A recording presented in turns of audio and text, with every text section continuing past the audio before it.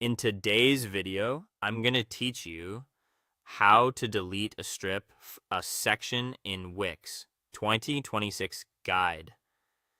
If you've ever deleted something in Wix and wondered why a big white gap is still sitting on your page, this guide is for you. The key is understanding the difference between a strip and a section. Strips are content containers that live inside sections. Sections are the larger stacked areas that make up the vertical structure of your page. Removing a strip clears its content, while removing a section closes up that entire area so the rest of the page moves up. Let's start with how to recognize a strip. A strip is an element inside a section that can hold columns, text, images, and more. When you click into a section, the strip will highlight as a single wide element. You'll notice it can stretch across the grid lines or span the full width of the screen. If you see individual boxes or tools for text or images only, you're probably selecting something inside the strip, not the strip itself. Look for the full width outline to confirm you've got the entire strip selected.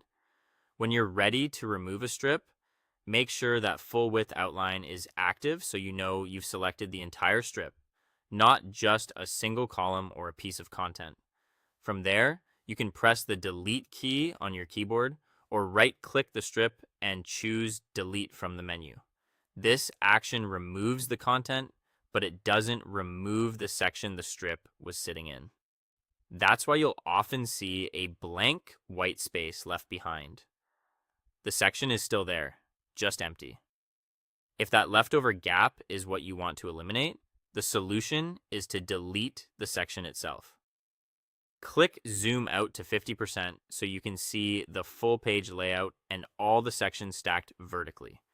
With that wider view, click the section that contains the empty space. Then press delete on your keyboard or click the three dots on the section and select delete.